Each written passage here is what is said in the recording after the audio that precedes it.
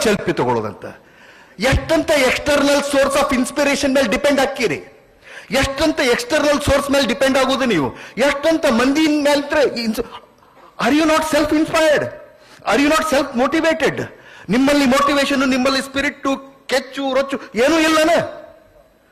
ಅದು ಇಲ್ಲ ಅಂದ್ರೆ ಯು ಆರ್ ನಾಟ್ ಎಲಿಜಿಬಲ್. ಅದು ಐತೆ ಇಲ್ಲ ಮೊದಲು ಚೆಕ್ ಮಾಡ್ಕೋಬೇಕು, ಅದನ್ನ ಜಾಸ್ತಿ ಜಾಗೃತಿ ಮಾಡ್ಕೋಬೇಕು. ಬರೇ ಹೋಗುದಂತ ಚಲೋ ಚಲೋ ಆಡ್ತಾರ, ಅದು ಸೆಲ್ಫಿ ಇಟ್ಕೊಳ್ಳೋದಂತ, ಅವತ್ತೊಂದ್ ದಿವಸ ಅದನ್ನ ಸ್ಟೇಟಸ್ ಇಡೋದಂತ. ಮುಂದೆ ಎಲ್ಲಿ ಹೊಂಟಿರಿ ನೀವೆಲ್ಲ? You are all going in a very very wrong way.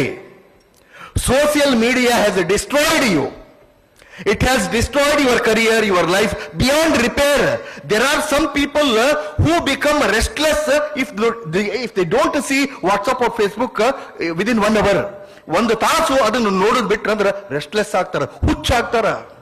ಇದು ಈ ಜಗತ್ತಿನ ಹೊಸ ಕಾಯಿಲೆ. ನಾನು ನಮ್ಮ ಅಳಿಯಾಗಿ ಹೇಳಿದೆ, ವಾಟ್ಸಪ್ ಫೇಸ್ಬುಕ್ ಮತ್ತೊಂದು ಏನೂ ಇಲ್ಲ. ಸಿಂಪಲ್ ಬೇಸಿಕ್ ಫೋನ್ ತಗೊಳ್ಬೇಕು, ಅವಶ್ಯದಾಗ ಮಾತ್ರ ಫೋನ್ ಮಾಡಬೇಕು, ಇರ್ಲಿಕ್ಕಂದ್ರೆ ಏನೂ ಇಲ್ಲ. ಎಲ್ಲವೂ ನೀನು ಏನೈತೆಲ್ಲ ಪುಸ್ತಕ ಹಾರ್ಡ್ ಕಾಪಿ ತಗೊಂಡು ಓದ್ಬೇಕು, ಇದು ಮಾಡ್ಬೇಕು ಅಂತ. ಯಾಕಂದ್ರೆ ಮನಸ್ಸು ಬಹಳ ಮಂಗ್ಯ ಇದ್ದಂಗ. ನೋಡ್ಕೋತ ಹೋಗಿ ಆ ಕಡೆ ಈ ಕಡೆ ಚಲೋ ಯಾರ್ದಾರ ಫೋಟೋ ಆಡ್ ಬರ್ತಿರ್ತಾವ, ಅದ್ರಾಗ ಬಹಳ ಕೆಟ್ಟದು. ಸೋಷಿಯಲ್ ಮೀಡಿಯಾ ಅಟ್ರಾಕ್ಟ್ ಮಾಡ್ತದ, ಡಿವಿಯೇಟ್ ಮಾಡ್ತದೆ.